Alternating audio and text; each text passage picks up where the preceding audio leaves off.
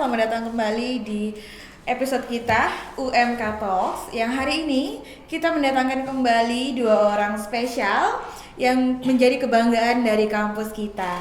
Mari kita sambut Ibu Dian dan Kak Gracia. Selamat datang Ibu Dian dan Kak Gracia.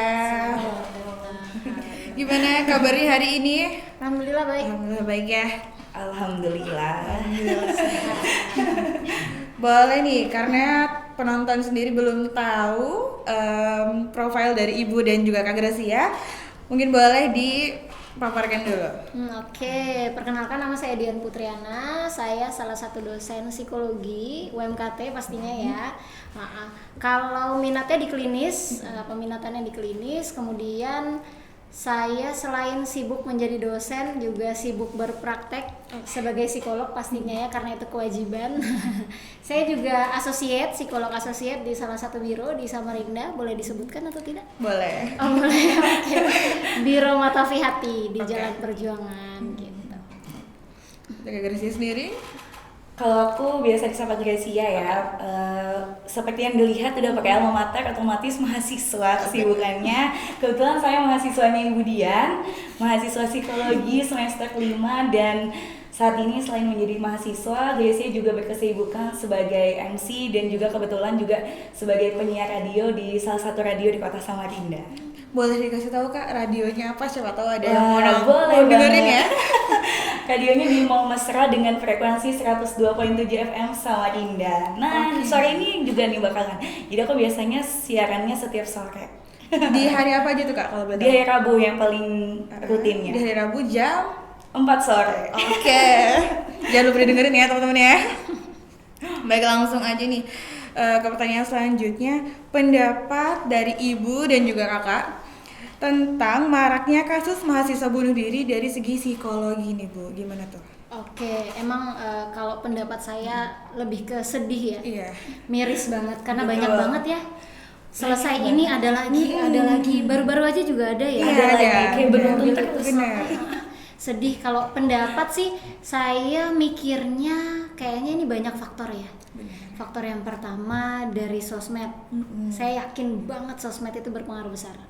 Kemudian yang kedua kerentanan dari gen apa ya kalau Gen sekarang apa Z. nih? Gen Z, Bu. Z. Iya, Gen Z. Saya apa ya? Aduh. Ya, kerentanan sih saya lihat. Jadi saya lihat generasi Z ini memang mudah sekali kena mental kalau bahasanya ya. Betul. Bener Bu. Ditegur dikit yang langsung sedih Iya, berkepanjangan. Langsung paling tersakiti. Bahkan siswa-siswa sekolah kalau udah ditegur sekolahnya kan mainnya ke orang tua Iya, ya. Betul. bener. Dan orang tuanya ngebela. Iya, orang tuanya ngebela langsung marah membludak, Iya, anaknya bener. merasa menang. Itu penyebab kerentanan itu terjadi gitu. Jadi banyak faktornya yang kita harus telisik lebih dalam dan kita harus intervensi sebenarnya. Kita harus peduli dengan itu supaya perlahan semakin menurun gitu. Nah, untuk dari Kak Gracia sendiri, Kalau aku ya sebagai Gen Z yang saat ini sedang berperan gitu ya, aku setuju banget dengan pendapatnya Ibu Dian. Nah, tadi kan ada dibilang ya katanya Ibu dari faktor dari sosial media. Salah satunya kalau menurut aku Instagram. Instagram itu sekarang tuh udah banyak banget akun-akun fake yang sekarang tuh suka ngebully. Nah, itu salah satunya. benar banget. Salah satu yang muncul ternyata mereka menjadi takut untuk eksplor dirinya lagi, takut untuk keluar lagi, yang pada akhirnya mereka ngerasa nggak punya siapa-siapa lagi nih. Udahlah bunuh diri aja paling cepet. Padahal menurut aku bunuh diri bukan nyelesain, tambah masalah. Benar. Orang tuanya sedih. Betul, berkepanjangan di situ sih makanya. Nah, dari bunuh diri yang satu terus-terusan nih mau ikutan terus orang. jadi orang-orang FOMO ya Kak ya? FOMO. Iya, bener, jadi FOMO Agak takut sekarang. ya ini FOMO kan bunuh diri. Ya sekarang kalau udah stres kayaknya udahlah ya, bunuh diri aja. Gitu kayaknya gitu ya sekarang ya. Karena bener-bener banyak banget ya Bu ya. Nggak cuma 1-2 orang, malah kemarin juga sempat di dalam satu rumah 6 orang. Satu pertemanan tuh bunuh diri semua. Itu sahabat sejati kayaknya. Iya, benar-benar sehidup Miris semati, beneran sehidup semati.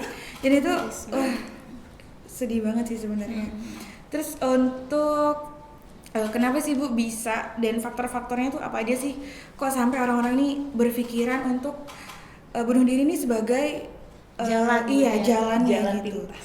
Kalau faktor pasti banyak ya. Sama kayak kita batuk pilek. Kenapa sih kita batuk pilek? Setiap orang beda-beda kan. Iya, bener. Alasan kenapanya. Sama orang bunuh diri juga beda-beda. Cuma ternyata setelah ditelisik lebih dalam nih, pelan-pelan kita liatin, kita teliti lah ibarat kata. Ternyata faktornya lebih ke interaksi sama sosialnya yang kurang.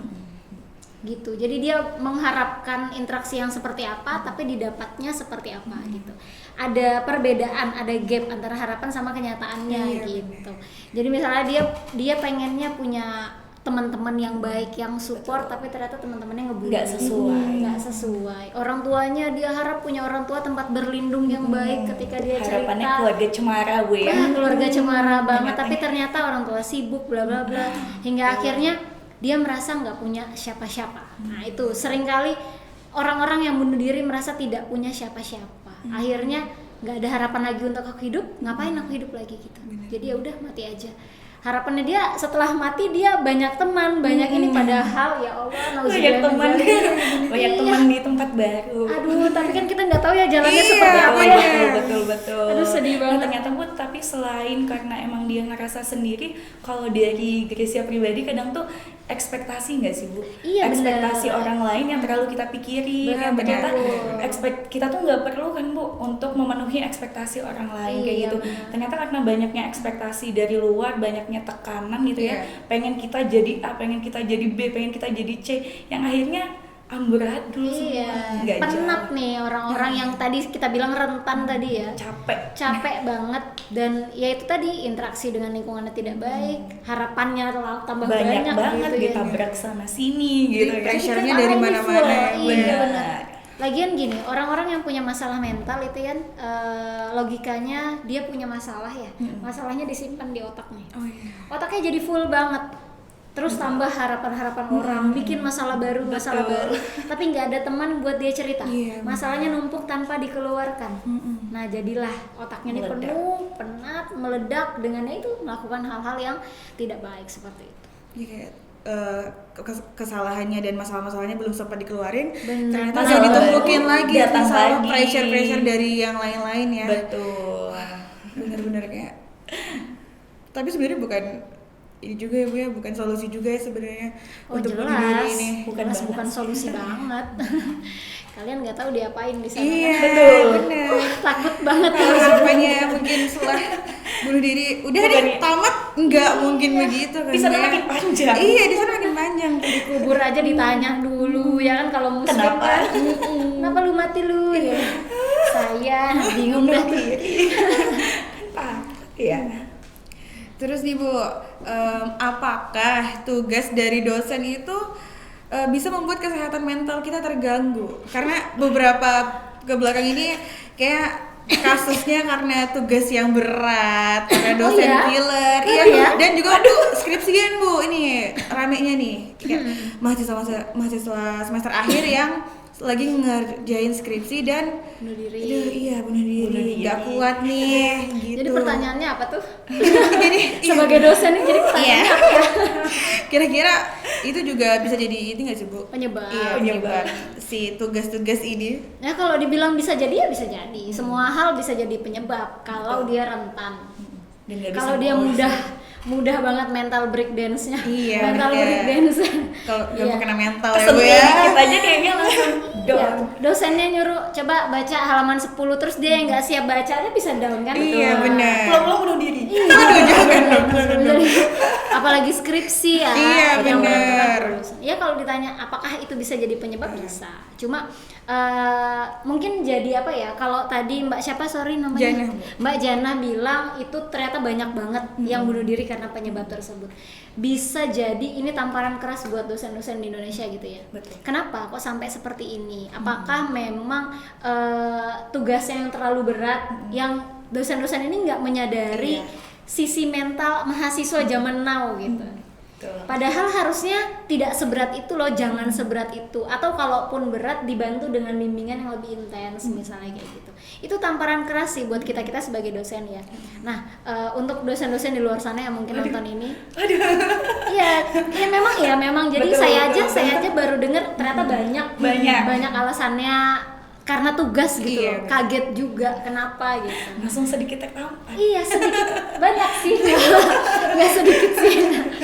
Iya jadi kayak pengingat. Jadi untuk dosen-dosen di luar sana, tolong kalau misal memberikan beban ke mahasiswanya, tolong dipikirkan juga sisi mental si mahasiswa ini. Berarti diiringi Bu ya sama bimbingan-bimbingan yang lebih Betul, banyak. bimbingannya banyak. Jadi perlu diperhatikan satu persatu mahasiswanya. Mungkin banyak sekali ya mahasiswa UMKT kan berapa 25.000 ya.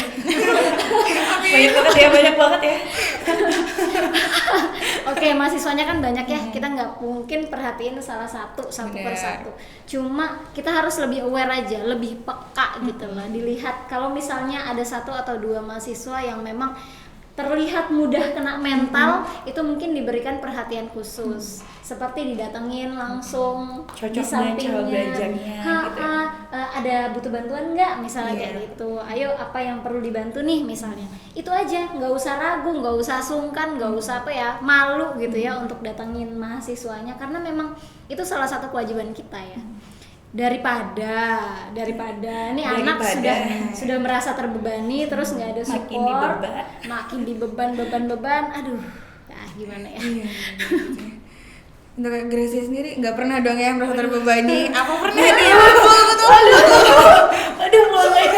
Kalau menurut aku ya mungkin di luar sana banyak ya, tapi sejauh ini kalau menurut aku di UMKT nggak sebebanin itu. Yang penting kita bisa ngatur diri kita sendiri. Kebetulan aku juga banyak kegiatan ya, yang penting bisa manajemen waktunya oke. Alhamdulillah sampai sekarang tugas jalan, kegiatan jalan.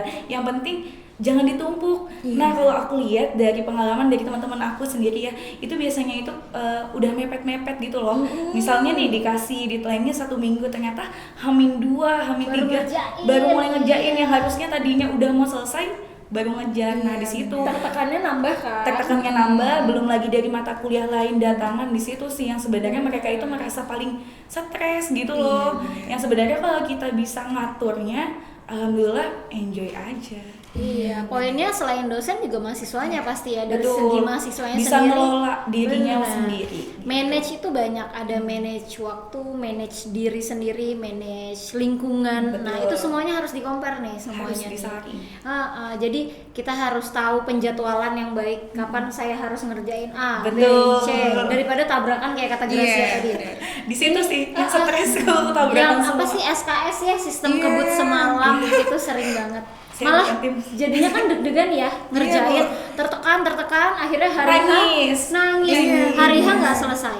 Betul. Hari H nggak selesai, itu yang bikin dosennya marah misalnya. Betul. Kok bisa nggak selesai, sudah dikasih waktu 2 minggu misalnya. Betul. Kayak gitu. Itu bukan salah dosennya lagi, ya Iya. udah salah mahasiswanya. Mahasiswanya. gitu. Jadi sebenarnya stres karena mata kuliah mungkin stres, tapi sebenarnya balik lagi selain ke dosennya, balik lagi ke mahasiswanya, kayak apa nih cara ngatur waktunya, cara ngelola dirinya. Baru benar kata ibu tadi, lingkungan tuh juga berpengaruh. Betul Misalnya sekali. teman-temannya yang hobinya nongki tanpa ngerjain tugas, wah itu bener-bener berpengaruh sih. Iya benar. Makanya pintar-pintar nih manage waktu, pintar-pintar ngelola diri. Ngomongin soal lingkungan, berarti seberapa berpengaruhnya sih Bu lingkungan pertemanan mahasiswa tuh dalam menghadapi suatu masalah yang lagi dihadapi sama mahasiswanya? Oh berpengaruh banget. Jadi bahkan ada orang sedih, satu orang sedih, nangis yang meraung-raung, ada orang aja di sebelahnya, nggak usah ngomong, duduk aja di sebelahnya, pasti dia lebih lega, ditemenin. Yang penting ditemenin, itu aja contoh kecilnya. Apalagi kita punya circle yang sehat. Betul, circle yang sehat, yang support yang semuanya. kita, itu pasti berpengaruh banget. Kalau circle kita nggak sehat, misalnya nauzubillah misalnya kita berada di lingkungan pecandu narkoba. Nah, bukan tidak mungkin pecandu narkoba tuh langsung bilang gini, coba deh, seru tau. Biar nggak pusing. Biar nggak ini, biar nggak itu. Pasti karena banyak yang ngomong coba deh. Nah, oh Akhirnya boleh kali ya, si ini aja pakai, pakai deh kita gitu. Jadi terinfluence sendiri ya, karena Benar. ini teman-teman kita oke-oke aja nih sama Benar banget. aktivitas yang mereka lakuin, masa kita nggak nyoba? Ini kaitannya juga sama bunuh diri. Jadi tadi kan sama sosmed ya. Sosmed ini banyak banget nge-share. Bahkan ada yang live bunuh diri sambil live. Iya, Ah, betul. Orang-orang yang memang rentan, yang merasa punya masalah paling berat gitu ya, dia pas lihat live itu, oh ini mbak ini kayak gini toh caranya, oh Live bisa ya, dulu, iya. bisa ya, oh ternyata banyak orang perhatian nih, yang di komennya langsung, kak kenapa kak, kak jangan dong kak gitu, orang-orang yang merasa punya Akhirnya masalah cari perhatian. bener ngikutin, ini mbak ini aja bisa, mas ini aja bisa, kenapa aku enggak, akhirnya ngelakuin. Karena sosmed sekarang kan udah pengaruhnya gede banget ya. Iya. Udah siapa sih yang nggak punya Instagram ya? Iya. Mungkin ya orang-orang ada kali ya, Iya, cuma ada. ya orang-orang yang betul-betul menjauh sama dunia ini ya. Tapi kalau udah main Instagram, pengaruh itu besar banget. Instagram, TikTok Iya, sekarang TikTok coba, sekarang ini sih Bu. videonya udah nggak tersaring Kenapa? lagi kan? Apapun diupload di sana. Betul banget. Orang bunuh diri, orang dibunuh. Betul banget. Dan respon orang yang bikin orang lain itu pengen mencoba itu. Oh, ada respon orang yang perhatian, aku butuh perhatian, aku melakukan inilah. Jadinya FOMO perhatian. Iya. Oh, ada orang yang hate akhirnya. Oh, gimana ya rasanya dibenci orang, komentar jelek. Ada loh. Ada ya? Ada ya Bu? Iya, karena butuh challenge yang kayak gitu. Gitu. Karena selama ini hidupnya flat-flat aja mungkin. Pengen dihujat. Jadi Bisa merasa jadi. tertantang gitu ya Bu. Bener. Gimana sih rasanya dihujat? Gimana sih rasanya? Pengen deh. Ketika dihujat kan diperhatiin berarti. Iya sih, benar. Coba orang yang ngehujat kita, yang Orang benci yang kita, perhatiin. berarti kan orang yang paling tahu benar, kita ya. benar, Betul. benar. Nah, Cari sisi Bener. negatifnya, cari Pasti celah. merhatiin kita sedetail mungkin karena Betul. harus ada celah nih yang Iya, di bener. hatein ya kan. Orang yang nggak punya support system, family-nya nggak dukung, lingkungan yang nggak dukung, apa aja bisa dilakuin kan supaya Iya dapat sih, bener. apa yang dia mau kan? Iya, supaya dapat atensi dan perhatian yang dia inginkan itu tadi ya. Apalagi bunuh diri, bisa jadi kalau dia hopeless banget, bunuh diri aja lah, toh semua orang nanti perhatiin aku katanya. Walaupun perhatiannya pas udah Udah Nggak ada. Alhamdulillah. Terus nih Bu, bisa nggak sih kita tuh mendiagnosa diri kita sendiri tentang gangguan mental yang sedang kita alami? Kalau Terus? tanyanya diagnosa diri sendiri susah ya. Pasti jawabannya jangan, bukan nggak bisa tapi jangan, lebih baik tidak. apalagi cari di Google nggak sih Bu? Iya, Bu. Sekarang Biasanya itu orang-orang lagi rame banget pendiagnosanya ya, lewat mahasiswa. Google. Iya, aku kayaknya lagi mimpi buruk nih, cari di Google ternyata mau dapat uang. Kan agak Ribuan. Ya, Agak lagi jauh.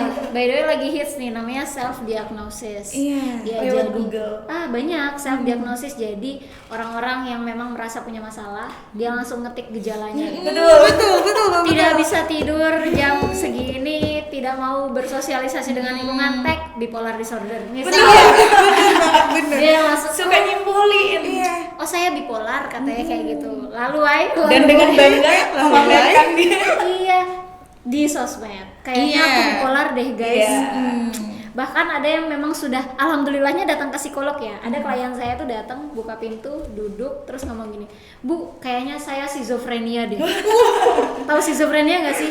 Schizophrenia ini orang dengan gangguan jiwa yang ada halusinasinya itu. Oke. Yang parah deh pokoknya. Terus Sedikit dia, kaget nggak Bu? oh bukan kaget lagi, tahu dari mana? Iya, bener ya. Ternyata dia langsung melihatkan Oh, ketik di website-nya. Iya Mbak, jadi ini saya tuh lihat ini loh, saya tuh Wah. pernah ngebayangin ini loh. Saya ini kan Mbak, oh yakin banget ya. Saya ini kan Mbak, sebentar dulu. Itu banyak banget. Apalagi orang-orang yang akhirnya update di sosmed. Betul. Iya, update di sosmed bahkan jadi pegiat, tau gak sih di TikTok ya. Tapi ada. Saya didiagnosis bipolar disorder guys, jadi Iya, gini. Padahal belum misalnya, dia cuma lihat di Google. Jadi malah bangga tahu Bu, orang-orang Iya. sekarang itu kalau Ngerasa punya nggak bangga, bahayanya apa menurut kalian? semakin Bahayanya- dihujat. Semakin dihujat. Oke, terus apa lagi? Bahayanya apa kalau self diagnosis? Kita jadi nggak bisa tahu Sebenarnya betul nggak sebenarnya sih? betul atau nggak sih. Terus cara nanganinnya kita nggak tahu ya Bu ya. Bener nggak sih cara kita nanganinnya ini? Terus juga kita Yang harusnya belum makin tahu baik, cara malah nanganinnya. makin buruk. Iya, kita Betul belum sekali. tahu cara nanganinnya udah nge-influence orang-orang nih. Kalau Benar aku banget. bipolar, aku ini. Benar banget. Jadi bahayanya self diagnosis itu banyak. Salah satunya ya tadi dari yang mungkin tidak sampai bipolar, dia bisa jadi bipolar beneran karena dia yakin akan itu. Iya, benar. Dia itu melakukan bisa terjadi. Bisa. Jadi Tuhan itu kan berdasarkan prasangka hambanya ya. Betul. Enggak nggak? Kalau kita berprasangka akan Baik. sesuatu terjadi sama kita. Oh kita bilang kita bipolar, akhirnya kita baca terus nih, baca terus kan di Google, buka website A, website B, apa. Oh Semakin bipolar yakin. itu gejalanya ini. Aku yakin. akhirnya secara nggak sadar alam bawah sadar kita ini melakukan apa yang tertulis di situ. Jadi yang kita mood swing, kalau bipolar kan mood swingnya ekstrim ya. Akhirnya terjadi beneran. Karena dia secara nggak langsung terinfluence sama isinya ini. Benar. Jadi ya itu tadi, Tuhan itu berdasarkan prasangka hambanya. Jadi kalau dia berprasangka sesuatu terjadi, walaupun tadinya dia tidak bipolar, karena dia yakin banget dia bisa jadi bipolar beneran. Sebahaya itu. Apalagi terus akhirnya dia menginfluence orang ya untuk intervensinya apa, padahal belum tentu benar. Gitu. Tapi kalau misalnya nih Bu yang udah terdiagnosa, terus dia suka update kayak gitu nih, misalnya bikin story di Instagram ataupun di WA kayak gitu ya, ceritain semuanya itu makin buruk nggak sih Bu juga? Jadi gini, keperluan orang kan beda-beda ya, kebutuhan orang beda-beda. Ada yang memang di dunia ini dia merasa tidak punya siapa-siapa. Akhirnya ditumpahkanlah ke sosial sosmed. media. Kebanyakan seperti itu. Karena tujuannya apa? Tujuannya cari Perhatian. Benar. Iya, mohon maaf, memang tujuannya seperti itu. Banyak orang yang menampik nih soalnya. Orang-orang yang mental illness ya, punya masalah mental, dia bilang enggak kok, aku nggak cari perhatian. Enggak kok, Aku aku cuma cuma pengen cerita. Iya, pengen cerita, pengen katarsis. Katarsis itu menuangkan emosinya. Padahal ya kita ini aja, maksudnya logika aja. Karena pasti ketika dia update ntar di komen, kamu kenapa lagi? Benar. Banyak yang perhatiin, Sabar banyak yang ya, peduli. semangat ya. Itu yang dia inginkan kan. Akhirnya seneng lagi ya. Iya, seneng lagi. Padahal ketika dia update, ketika dia terus sharing, kita nggak tahu ada hal buruk apa. Maksudnya teman-teman yang lain ngomongin buruk tentang dia, terus dia akhirnya nggak sengaja denger, dia lagi tambah down ya, tambah down. Ya itu bukan salah kita, salah dia sendiri ya. Karena memang ketika suatu hal itu kecil terus kita besar-besarin terus jadi besar beneran. Iya, kalau dibawa ke sosmed kan jadi besar banget ya. Iya, Bu. Misalnya punya pacar nih, kalian punya pacar, terus tulis aja di sosmed, pacar aku jahat banget ya. Iya, pacar aku ini. Padahal karena emosi aja, emosi sesaat. Laluai terus Orang-orang ikut terus teman-teman kalian yang udah ngejudge pacar kamu jahat, karena kamu yang bilang. Benar. Lah semuanya bilang pacarnya Jana jahat, kamu jangan mau lagi Jana. Sekali Jana jalan sama pacarnya kamu, semakin katanya pacar kamu jahat. Kok masih jalan lagi? Kok masih jalan ya Allah. Iya, pacarmu yang aslinya tidak dibenci orang jadi dibenci orang. Makin besar kan masalahnya gitu. Orang-orang mau jadi punya stigma buruk ke pacar Betul. kita, padahal belum tentu juga, padahal kita nulisnya karena emang kita Lagi Emosi emosi doang. banget aja. Pas balik lagi saya nggak lagi. Iya benar. Malah kamu yang dihujat. Iya benar, karena Tadi sudah ngomongin ini, Iya. tapi kok balik Tadi lagi. kan lagi jahat, terus sekarang masih jalan gitu.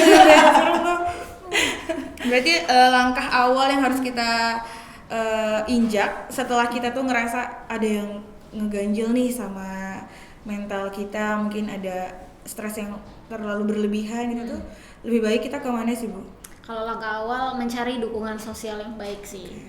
Jadi dukungan sosial itu bisa didapat dari banyak tempat. Nah, ada deketnya sama siapa gitu aja tanyanya. Kamu deketnya sama siapa? Misalnya sama teman gitu sama Bu ya. teman. Satu aja teman untuk mencurahkan semua pikiranmu, hatimu, perasaanmu ke dia. Cukup itu aja. Itu sudah jauh lebih dari cukup gitu loh. Keluarga misalnya udah cerita. Kalau nggak ada sama sekali atau pada sibuk misalnya, pada nggak bisa ada waktu bla bla bla, datang ke ahlinya. Atau ketika sudah cerita tapi ternyata masih ada yang kurang gitu ya, masih butuh bantuan banget, datang ke ahlinya, yaitu ke psikolog atau psikiater gitu. Karena kami kan memang berdasarkan ilmu ya, maksudnya ada ilmu yang membahas itu gitu loh. Jadi intervensinya insya Allah tepat gitu. Kalau support system yang memang orang awam Butuh sih. bukan berarti tidak benar, tapi keadaan mereka aja, diri mereka aja yang dibutuhkan. Bahkan dia ada di sini, tidak ngomong apa-apa, nggak punya solusi apa-apa, itu sudah bagus gitu. Sudah menolong walaupun nggak ngasih solusi. Benar, yang penting ada mendengarkan ceritaku itu udah bagus. Tapi kalau dengan support system aja belum cukup, datang ke ahli aja gitu. Berarti kita cuma perlu orang nih di awal-awal kita ngerasa ganjel. Terus kalau misalnya memang kayaknya itu masih berlebihan, masih ada yang ganjel, atau mungkin kita masih kurang bisa nih terbuka sama orang yang kita percaya ini, berarti kita lebih baik ke ahlinya langsung aja. Betul. Ya. Tapi ada juga namanya coping stress. Teman-teman tahu coping stress kan ya? Coping itu obatnya lah, obat stres gitulah. Iya. Setiap orang itu punya coping stress yang beda-beda. Jadi ada yang misalnya dia stresnya hilang dengan makan es krim, ada yang makan ayam geprek, jalan-jalan. Nah, cari, kita semua harus tahu coping stress kita yang paling pas buat diri kita itu apa. Recall ke masa lalu. Dulu aku senang ketika aku ngapain ya. Dulu aku senang ketika aku beli apa ya. Ketika stres banget, penat banget, lakukan hal itu lagi. Supaya gak sampai down banget gitu. Kita sudah punya copingnya, udah punya obatnya, walaupun hanya sekedar emosi kita yang terstabilkan gitu. Jadi tenang karena kita makan es krim misalnya. Dulu bapakku sering beli es krim, jadi aku makan es krim lah, seneng nih. Wah, berarti ini udah berhubungan sama inak iya, problemnya nggak selesai sih, tapi emosinya kan setidaknya lega. Karena ketika emosi kita lega, relax, itu pikiran kita lancar. Betul. Kita mau ngapain, problem solvingnya seperti apa itu bisa terpikirkan dengan baik lah gitu. Jadi nggak buntu gitu ya. Iya benar, nggak Bisa diselesaikan pelan-pelan. Betul. Benar-benar. Terus Ibu ada ini nggak sih, mungkin ada aktivitas atau kegiatan yang bisa dilakuin waktu kita ngerasa stres banget nih Bu, atau waktu kita lagi ngerasa penat banget gitu, ada nggak sih Bu? Kalau kegiatan sih ya tergantung diri kita sendiri, kita butuhnya apa, kita senangnya ngapain. Kalau yang suka olahraga ya udah olahraga, yang suka jalan ya udah jalan, terserah kita kalian. tergantung individual. Benar, kita recall aja, recall tadi saya bilang, recall masa lalu. Misalnya, oh dulu aku senang banget ke time zone nih, misalnya kayak gitu. Ke Berarti time pas zone stres aja. ke time zone aja. Bener, nggak apa-apa, jangan pelit sama diri sendiri. Iya. Betul. Nah, kecuali yang mahal-mahal banget ya. Iya. Aku kayaknya dulu ke Maldives deh. Iya, dulu senangnya pas beli mobil baru. Waduh. Menyusahkan ya. Itu makin stres. Untung saya nggak gitu, suami saya pusing kalau saya gitu. Kakak Gracia sendiri biasanya kalau ngerasa agak burn out, apa tuh yang dilakuin tuh? Kegiatan. Oke. Jadi kegiatan-kegiatan yang aku lakuin kayak misalnya jadi penyiar, jadi MC sebenarnya itu karena hobi awalnya. bikin Nah di senang sini ya. iya betul Bu. Jadi kalau pas lagi stres, tapi jangan juga nih tugas-tugasnya ditinggalin diselesain, tapi kita charge laginya dengan kegiatan-kegiatan yang baru. Kalau misalnya aku biasanya mut-mutan, misalnya lagi kegiatan biasanya langsung senang, tapi nggak selalu itu benar kata Ibu tadi, kita harus cari kesenangan kita. Atau bahkan aku mau jalan, ya udah jalan bareng teman kayak gitu, nggak mesti juga sih. Tapi biasanya memang yang paling sering aku lakuin dengan kegiatan. Jadi kalau ketemu orang banyak itu makin nge-charge diriku. Betul. Beda-beda sih Mbak, tiap betul. orang. Berarti coping mekanismenya Kak Gracia ini lebih ke melakukan kegiatan yang disukai ya. Betul. Bener. Karena ketemu orang banyak ini energi positif orang-orang juga kebawa ke kita. Kita jadi ngerasa nggak sendirian juga ya Bu ya. Benar-benar. Oke. Terus ada pesan nggak sih Ibu sama Kak Gracia untuk mungkin teman-teman kita yang lagi nonton ini lagi ngerasa stres, lagi down, lagi ngerjain skripsi mungkin teman-teman ya, atau mungkin kayak ngerasa tugas ini berat banget, teman-teman pada nggak bisa diajak diskusi juga tuh. Ada nggak Ibu pesan buat mereka yang lagi nonton sekarang? Oke, buat teman-teman yang lagi nonton, sebutannya apa? Millennials muda. Millennials muda. Untuk millennials muda yang lagi nonton, pertama saya mau pesan kalian nggak sendirian. Dunia ini ada banyak banget orang, pilih aja salah satu tuh. Cut gitu kan, kamu sini, aku mau cerita. Saking banyaknya gitu. Benar. Nah, pusatkan ke situ aja. Kalian nggak sendirian. Jadi semuanya ada yang apa ya? Semuanya ada cara gitu loh, supaya kita bisa menuangkan pikiran kita. Maka tuangkanlah. Ketika kamu menemukan satu orang yang tepat, tuangkanlah ke dia. Dan tadi kita ngomongin coping stress, cari coping stress kalian. Ya, jadi cari apa yang membuat kalian happy, lakukan aja. Mau intens nggak apa-apa, tapi saran saya jadikan itu sebuah reward. Misalnya habis melakukan pencapaian apa gitu ya, selesai ngerjain tugas apa, rewardkan diri kalian gitu. Oh, habis aku ngerjain psikologi kognitif misalnya, aku mau makan ayam geprek, es krim misalnya, lakukan aja. Sering-sering reward diri kalian, cuma harus ada batasnya. Betul. Self reward boncos. Iya Bu. Hedon, konsumtif itu sering banget. Cuma ya itu yang harus diperhatikan. Tapi jangan juga terlalu pelit sama diri sendiri. Kan kita seneng kan, jadinya kan seneng itu nggak ada harganya loh. Itu harganya jauh dari apapun loh, seneng itu. Gitu. Dari Gracia mungkin. Kalau dari aku buat millennials muda di sana, jangan terlalu mikirin ekspektasi di luar. Karena apapun yang kita lakukan nantinya bakalan ada dampaknya kok, entah untuk 3 hari, 5 hari, atau 3 sampai 5 tahun yang akan datang. Gak apa-apa, coba aja, bangkit aja terus, jangan pernah takut untuk mencoba hal yang baru. Oke, jadi hari ini kita belajar banyak banget ya dari Ibu dan Kak Gracia ini. Ternyata cara coping stres kita tuh nggak sedikit caranya, ternyata punya banyak banget cara, dan kita tuh di dunia ini nggak sendirian ya Bu ya. Banyak yang sayang kita. Bener, banyak yang sayang kita. Jangan ngerasa cuma kita aja nih di dunia ini yang ngehadapin suatu masalah, karena orang lain juga struggle, cuma mereka nggak ngeluapin itu aja di sosial media, jadi kita nggak tahu. Baik, dengan pesan dari Ibu dan juga Kak Gracia hari ini, kita akhiri podcast kita hari ini, dan makasih banyak pada Ibu dan Kakak juga. Terima kasih. Semoga bisa bertemu di lain waktu, dan semoga kita semua sehat ke depannya ya. Amin. Tuduh.